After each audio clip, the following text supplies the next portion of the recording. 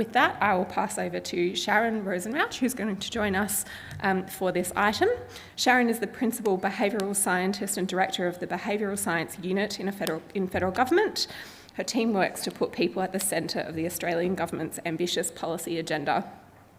She has postgraduate qualifications in organisational and cognitive psychology, behavioural economics and nutrition, having graduated valedictorian from all her degrees. Prior to her work in government, Sharon has worked in the private sector for Apple as a consultant to the Big Four and in academia as an organisational and health psychology senior researcher and lecturer. She has won several leadership and academic awards, is the author of 2 best-selling books, and has several publications in reputable academic journals and websites. She's presented at national and international conferences on topics pertaining to decision-making, behavioural change, social and health psychology. Please welcome Sharon.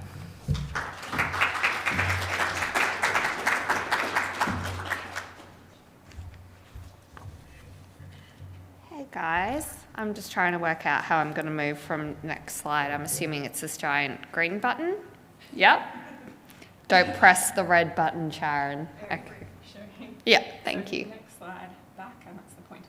Okay, cool beans. Well, hopefully I won't muck this up too much for you guys because it's a good turnout. Hi everyone, my name is Sharon. Thanks for the lovely introduction. Very thrilled to be here today to speak to you all. As mentioned, I am the Principal Behavioural Scientist at the Department of Energy, the Environment and Water, DEQ, for any of the acronym lovers. I present at a range of international forums like the OECD, the UN, the International Agency, but also I'm lucky enough to present at domestic events like the one that we're here for today. I do lead a behavioural science unit. We live in the National Energy Transformation Division, and the unit supports Australian government's renewable energy transition by applying evidence-based methods that put Australians and their behaviour at the heart of public policy. I do have a member of my team here today. I think she's just ducked out, but her name's Anita Timke. So if you hear that name floating around, she's our communications lead, and I encourage you to have a chat to her in the break about the intersection between public communications and behavioural science. So that's probably a good segue for me to say, you know, what's a behavioural scientist doing at a public comms event? I promise I'm not crashing. I was invited, proof. But I'm actually here to talk to you about how public communications can leverage behavioural science to effectively respond to misinformation, one of the biggest challenges I think we'll all agree currently facing governments across the globe.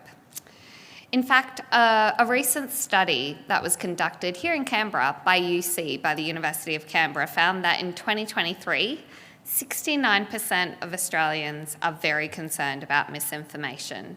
And this was a 5% increase on last year's figures. Statistically significant for anyone playing at home. Oh dear, I've already stuffed this up. Here we go. So before I get further into the presentation, I'd like to acknowledge the traditional owners of country throughout Australia and their continuing connection to land, water and culture. I would like to extend that respect to any First Nation people here today. Now, we don't have enough time, unfortunately, but I'm super happy to chat to you in the break if you're interested about the origins of behavioural economics. But in essence, the discipline is concerned with the fact that people, under certain circumstances, don't always make the best or the most logical decisions. Behavioural science takes behavioural economics one step further. Our focus is on creating behaviourally informed systems by applying a diverse range of disciplines to empirically test real-world behaviour. We're really interested in how do people actually behave, not how do we think they'll behave. Now, these data-driven insights can then be applied to policy that preserves people's freedom of choice while still nudging, if you've heard that term before, or encouraging behaviours that are ultimately going to benefit them and society at large. So let's go through a high-level overview of the process, because I know I'm speaking quite theoretically at the moment, and I work well with examples, so I'm hoping you will too. We start by researching and understanding the people a policy aims to target. This can be done in multiple ways, but surveys and interviews really tend to be our bread and butter. Sometimes the reasons people aren't behaving the way you'd expect them to aren't what's first front of mind or most obvious. And the only way to really learn what's driving them is to talk to them. It's not rocket science, right? So we call this discrepancy between how we expect people to behave and how they actually behave. We call it a policy performance gap. And sometimes not only does a policy not lead to the desired behavioural outcome, but it actually leads to the opposite of what we were trying to encourage. This is why initial research is imperative. We can't just assume that we know what the problem is without actually speaking to those responsible for performing the behaviour. So we've spoken to people, that's our step one. What do we do next? We consolidate our findings from this discovery phase and go to the drawing board to come up with evidence-based interventions. We base these behavioural interventions on a combination of findings from the literature and also the primary data that we've collected through our phase one. Importantly, we then test these solutions to see how effective they are. I'll go back to this point a little bit later. Our ultimate aim, our aim of the game, is to collect insights on whether a proposed policy will deliver the intended outcomes. So testing and data are a critical part of the process and of relevance to you guys. They can very much inform the messaging and public communications that may influence the target audience. If it works, happy days. Job done, monitor, evaluate, iterate, and keep going. We scale up from that sample that we tested with. We scale up.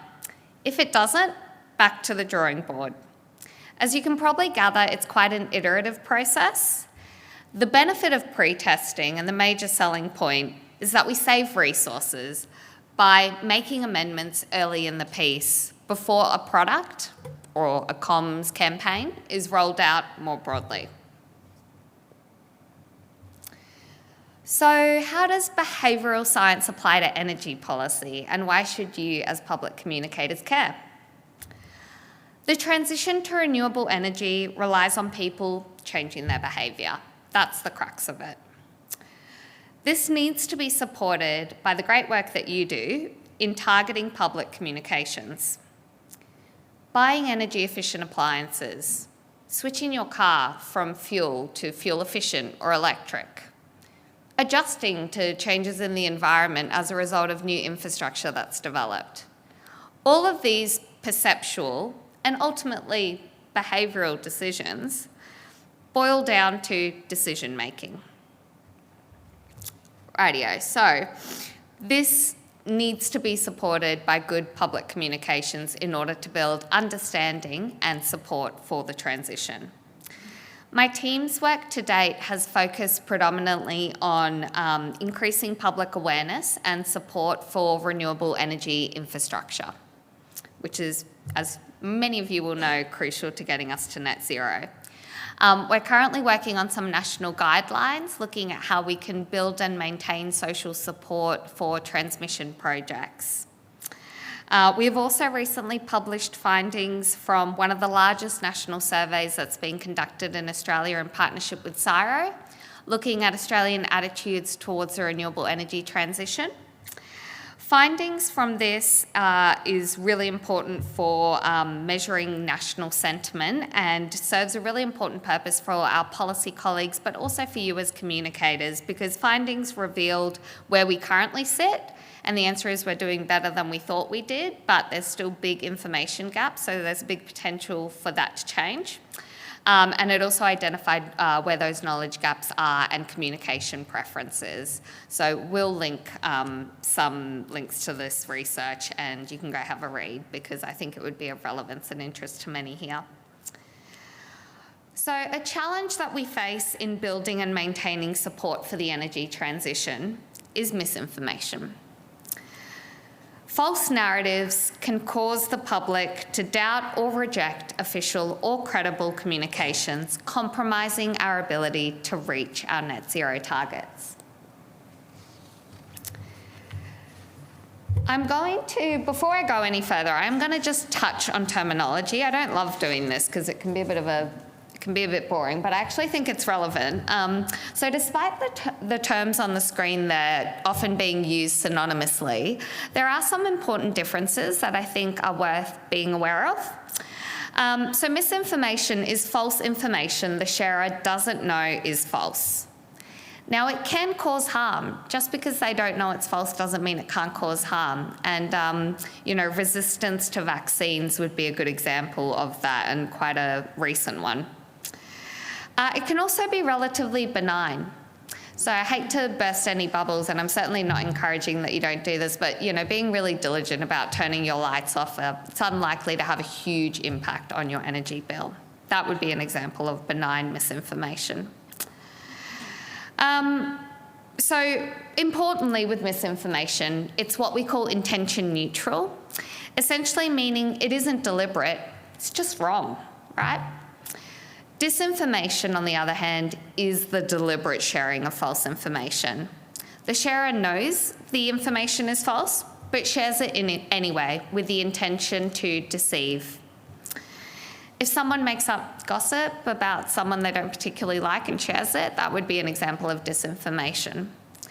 Misinformation often starts with disinformation, and probably don't have to tell you guys, but the internet is a phenomenal vehicle for the creation and spreading of disinformation. And then finally on the screen we can see propaganda, which is defined as the systematic dissemination of false information to promote a political cause or a point of view. It's often unclear whether false information presented constitutes mis- or disinformation, but for the purposes of today's presentation, I'm going to use false information, and it'll be a bit of a catch-all term.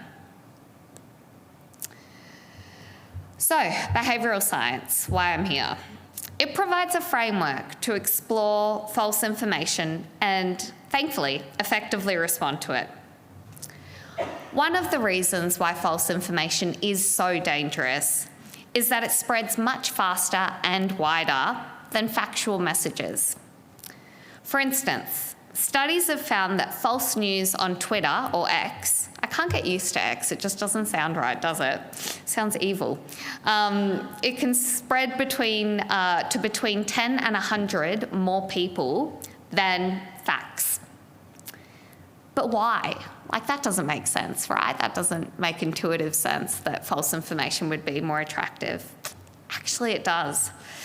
False information often takes advantage of the way our brains are wired, aka our cognitive blind spots. Several studies have identified that many psychological factors contribute to the profound influence fake news can have. Given time today, I could talk ad nauseum to this because honestly it's fascinating, and with the advance of technology we're just learning more and more. But I'm going to contain myself because I can see the organisers giving me the eyes, so I'm definitely going to contain myself to just two.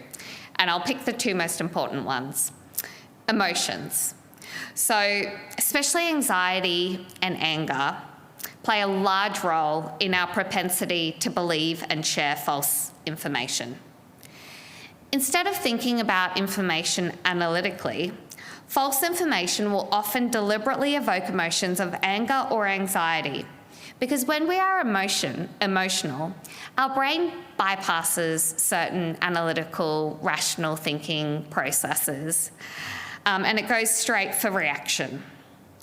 The use of strong, emotive, or polarising language and imagery, which is equally as important, is often designed to evoke a fast, autonomic emotional response, and indeed it does. Ask any magazine editor and they'll tell you that stories on divorce sell twice as fast as stories on marriage. Now, this is because humans have a strong inclination towards negative information. We call it a negativity bias. I know that sounds pretty doom and gloom, but it's actually a really good thing. So I don't want you to walk away from today's presentation thinking that some of these biases are bad. They're not. And negativity bias is really good. It once in the day presented a survival advantage. You know, you want to be hyper aware of negative things in your environment. The problem though is that when it's misapplied, it can lead to biases and errors in decision making. Speaking of biases, I promised you 2 psychological factors. So I've delivered on one, but the second one, and I think it might be a term some of you are familiar with, confirmation bias. It plays a really important role in false information. It's our underlying tendency to seek out, interpret, and recall information that supports our pre-existing beliefs. Why?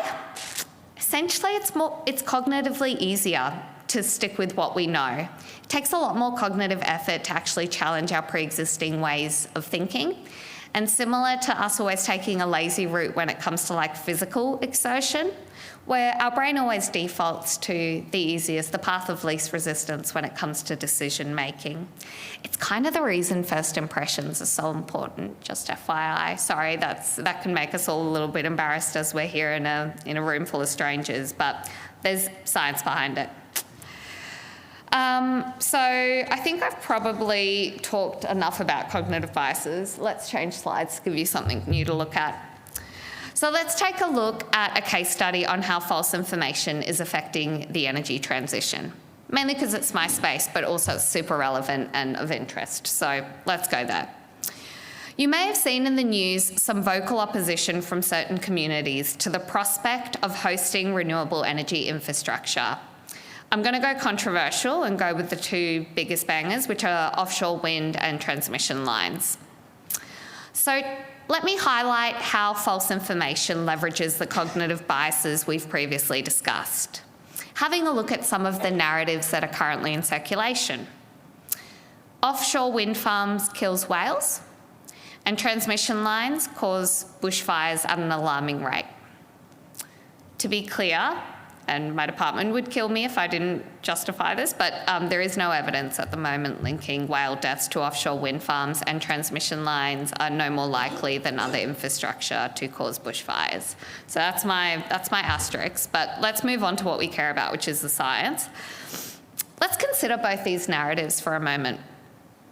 They're super emotive, aren't they? Yeah? Like, I don't know about you guys, as an animal lover, whale deaths, that makes me really sad. Maybe a little bit angry, and no one likes a fire. That makes me quite anxious. For some, this emotive initial response may combine with confirmation bias. If you already have strong views against these developments, say you live close to them and you're worried about property prices, as an example, or if you've got these giant holes in your knowledge, if you've got these unanswered questions that you just can't find an answer to anywhere, then you're more likely to actively seek out information and share it that aligns with your pre-existing negative predisposition. Yeah? So those are just 2 examples. I mean, there's a myriad. I'm not going to go through them. You guys can turn on the news. But when you do, just kind of keep that in mind, because I think now that you've heard it, you can't unsee it. In this example, false information can generate or amplify existing community unrest or opposition. And this has the potential to not just delay, but actually to derail projects. And we are seeing this. And these projects are vital to ensuring that Australia meets its net zero targets. That was very doom and gloom. I'm going to turn it around a little bit now because you all look very worried. So luckily there are communication techniques informed by behavioural science that can be applied to address false information, either preventing its creation or, once it's out, mitigating its impact. Preventing false information from occurring is known as pre-bunking. This technique addresses the root cause of false information. And there are 2 ways pre-bunking can be applied. Generally, a combo deal is going to get you maximum impact, so applying both.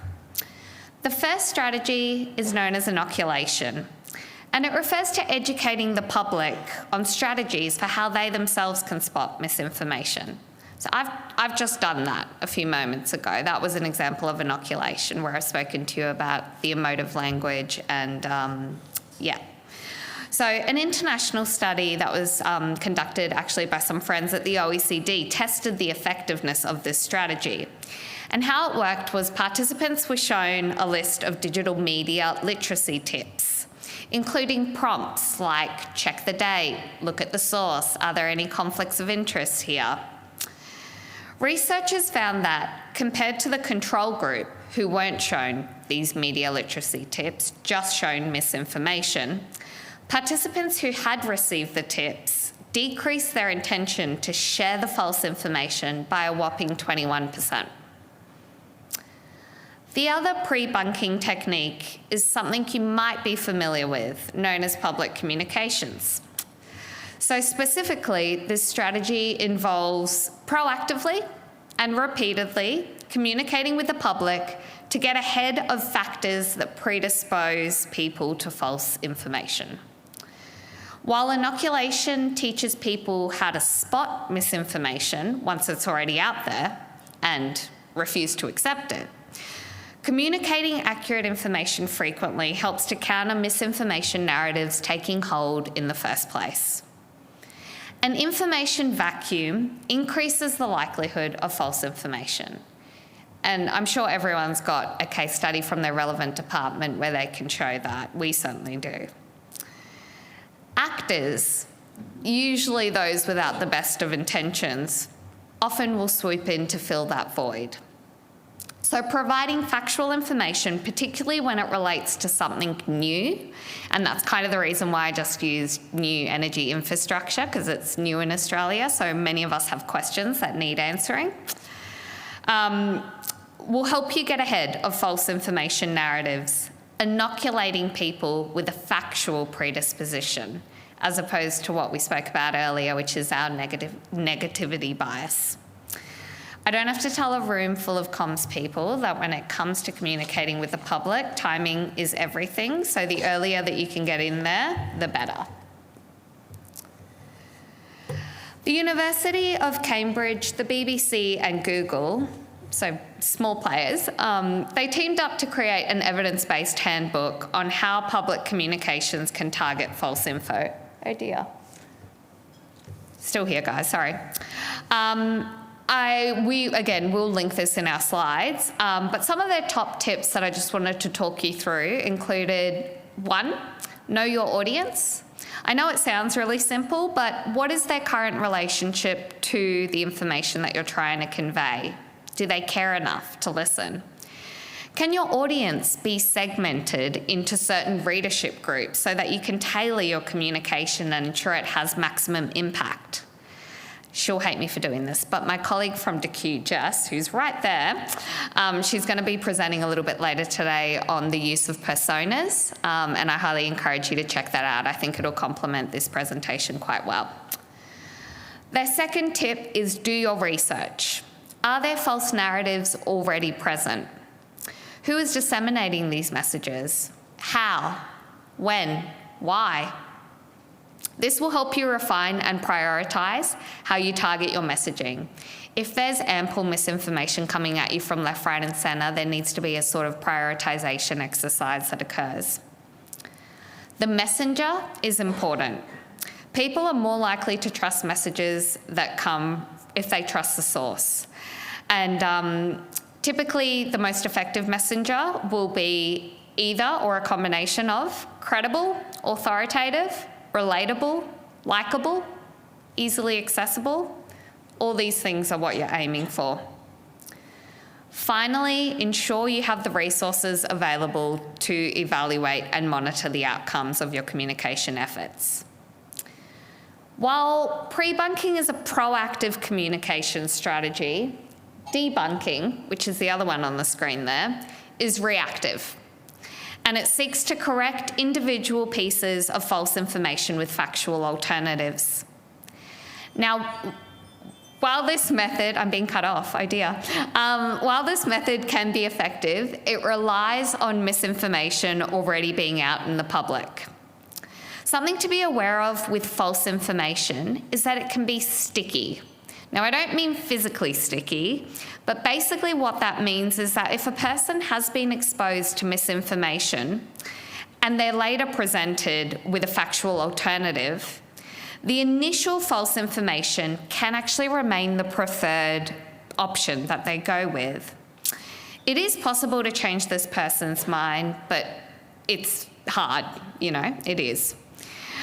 So research has shown that the best way to do this is to state the factual alternative, explain why the initial information or the misinformation was wrong using neutral, non-polarising language, and then repeat the factual alternative. So hit them with it twice. Repetition is really important for encoding messages to memory. A risk with debunking is that it can have a boomerang or an unintended effect. You can bring knowledge to people's conscious awareness that they previously weren't aware of, right? And for this reason, your messaging shouldn't actually address the specifics of the misinformation. That probably makes sense intuitively, but if I can just reinforce the point with an example, if we come back to our wind farm scenario, instead of listing all the reasons why wind farms don't kill whales, which again, bringing something into somebody's awareness, a better strategy would be focusing and communicating on the rigorous environmental impact assessments that these developments must undergo before they are approved. So behavioural science teaches us that even when our key messages have been informed by extensive research, this still needs to be tested to ensure they actually work. The Holy Grail, our gold standard, is something called a randomised control trial, or an RCT. As you can see by our very advanced graphic here, how RCTs work is essentially you have a subset of the population, your sample, and you split them into two or more groups. One group is your control. They don't receive any of your product or your comms material. And the other group, your treatment condition, is shown that. So you want to get a baseline of their understanding or knowledge or interest on a topic, and many ways you can do that, but we really like surveys because you can get maximum sample size. They're relatively low cost and easy to administer. So you might sample your whole sample and to see what their knowledge levels are like. And then you keep your control as is, but your treatment condition might receive your comms product. If you wanted to test multiple messages, you might have multiple treatment conditions, or you can do funky experimental designs where you test combinations of different messages. And then you go back and you retest them. So you administer the same survey and you see if something has changed. If you see that something hasn't changed, that's a pretty good time to adopt more qualitative approaches, interviews, focus groups, and kind of understand why. If your comms product is repeatedly shown to have no impact, then that's a really good opportunity for you to go back to the drawing board. Can be a little bit soul-crushing when things don't work, but I really want to change that culture, I think any scientist will tell you that figuring out what doesn't work is just as important as figuring out what does work. Particularly in a public service context, it can save others a lot of money down the line by disseminating the knowledge. Just remember though, when sharing any lessons learned, context and timing are really important. So just because it didn't work for you in this particular point of time doesn't always mean that it won't work for others, but it's a good start to start sharing and getting into a culture of embracing failure, even when it comes to research. Alrighty guys, here are some of the references from what we've gone through today. As I mentioned, the slides I'm hoping will be shared because we have linked some stuff at the end, some frameworks that I think would be particularly relevant to you. The Inspire and the East framework in particular, I would encourage you to check that out. But I'm really sick of myself, so I'm going to cut it off there and throw to you for questions. Thank you so much for your time. Appreciate it.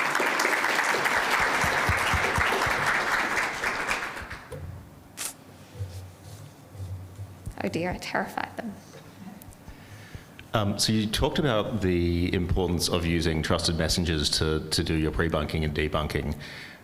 Government does often have a problem with the trust gap with the community. Yeah. Do you have any suggestions for other or ways to rebuild that trust, or other avenues to inject more trust into that conversation? with us being the communicators or leveraging messengers? With us being the communicators, it is hard, particularly coming off the back of COVID, where we saw a significant dip in trust in public communications. I think that a really good way of doing it is not actually having us be the communicator, but us be the facilitator. So if I can draw to a relevant example, I probably don't have to tell you all, but for anyone who is here who isn't a public communicator, humans are really visual creatures. It's part of the reasons why Reels and TikTok, etc., is taking over some other forms of social media, is because we like seeing pictures and we like seeing things. Proof is in the pudding.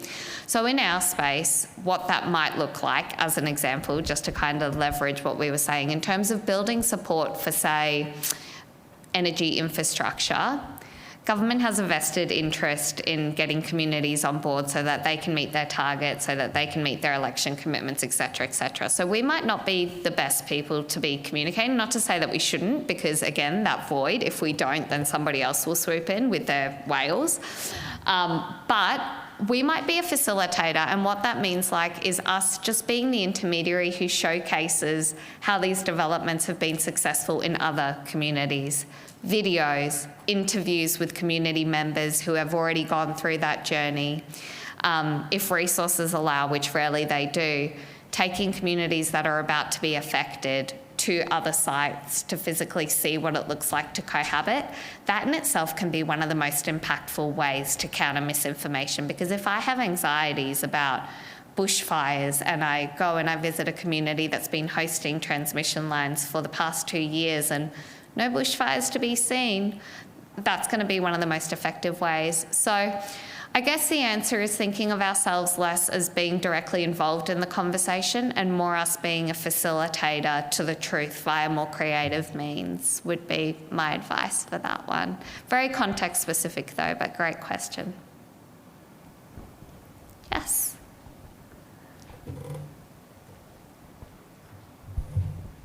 Thanks, Sharon, and not a Dorothy Dixer, I promise. Okay, great. So one thing that your presentation talked a lot about was the importance of communicating early, especially to combat misinformation. Yeah. One issue that public communicators often have is getting buy-in from our SES to communicate about things early, because we exist in quite a risk-adverse environment. I'm wondering if you've experienced anything like that, or if you have any strategies in which we can be using as communicators to try and get our SES more on board. Yeah, it's a great question, Jess. Not a Dorothy Dixer, but quite close. It's going to come as a rude shock to you all to know that politicians and SES take quite a bit of convincing to get on board with behavioural science. Conducting experiments on the community is not necessarily the frontline news article that you want. But increasingly we are moving towards a culture of, with the Integrity Commission and all of that, towards a culture of making sure that we can defend the communications that we put out. Jess's point around timing, though, is a really big one. To be honest with you, Jess, I don't know that I have the answers to single-handedly changing SES mindsets, but I'll share a secret. I'll share what I do, which is when I think that the risk of something blowing up is big and I'm not going to get the buy-in that I need in time, I'll work with partners.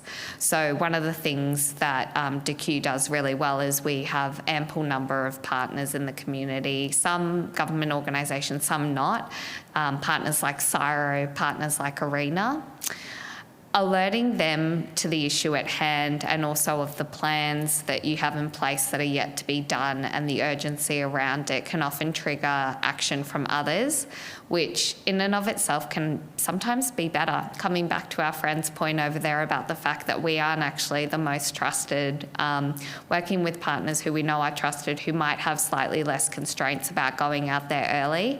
And then the great thing from that as well is it's almost a bit of a, not to sound Machiavellian, but it's a little bit of an RCT itself, where you've seen how the public has responded to your partner's communication, and you can learn from that and tailor anything further down the track. Selling things to SES is difficult, but I have also, if I can just share very quickly one anecdote on how that works, is humans respond really, really well to stories. Sometimes presenting SES, which is our natural inclination, right, as public servants, with a bunch of statistics and facts and charts that they may or may not know how to interpret, doesn't have the same impact as coming at them with a case study using some of these techniques, emotive, that tends to be what sticks in people's mind and can encourage action. So probably a combination of both those things, Jess. But yeah, I feel you.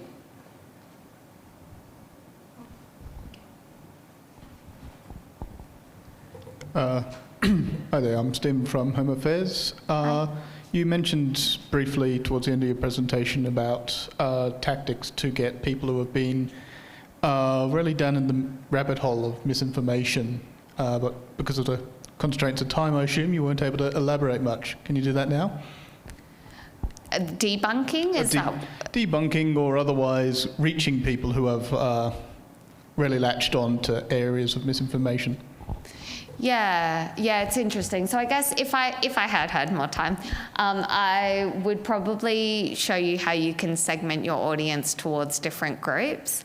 When we talk about behavioural intentions, and this, I'm oversimplifying it for the purposes of today and working more theoretically than practically, but you tend to have three main groups of people. You have people who believe in factual information and are on board, and those are the people that you just want to keep doing what you're doing, right? So those people are easy wins because they already have a factual predisposition and they have motivations which you may or may not be aware of for believing the right way or the evidence-based way. Then you've got this group in the middle, which is typically, well, hopefully less, smaller in sample size than that first group, but sometimes not. And we call those the ambivalent folk. So they're the people who either don't care enough about a topic, like I don't really care about renewable energy tech, I live in a city, not going to see it, not going to be impacted by it, don't care. Or they're people who could go either way. They're like, I guess I want to support it in theory, but not in my backyard. They can be swayed. Then you've got, at the other end of the spectrum, the people who are the devout believers, sharers of misinformation. They're the Facebook group admin. They're those people. They're a much smaller segment of the population, right? Like, there's just too much information nowadays for people to be so headfast in those erroneous beliefs. So they are a smaller segment of the population. Typically, where behavioural science has its biggest bang for buck is in that middle segment. So targeting the ambivalent folk who can go one of either way. I'm probably lying to you if I say, particularly when it's bordering on like criminal activity, you can't nudge someone out of being a criminal. That's why we have law enforcement and all of that. So typically what I would do would be focus on that middle group who are ambivalent and could go either way, and go out and speak to them and say, why are you in this middle group? What would it take for you to move into support? What are your concerns? What are the unanswered questions? And focus on targeting them. Pouring too much resource and energy into trying to target people who are already very, very headfast, in my view, is not the most efficient allocation of resources. You're going to get bigger bang for buck targeting that middle segment, and then that smaller segment will have less of a receptive audience. Not to say that they won't keep doing it, they definitely will, but they're just going to have less people who are willing to listen to them because you would have educated them on strategies for identifying that and providing the right information and hopefully addressing their concerns. Cheers. Thank you, Sharon. Sorry, that's very loud. Thank you for that. No worries. I think one of the key takeaways from me there was that when we think about that void that we can leave if we aren't proactively communicating, or we aren't communicating in a way that people will hear us, that in and of itself to me presents a business case to talking to your SES about the cost of not communicating or not communicating well. Thank you for that.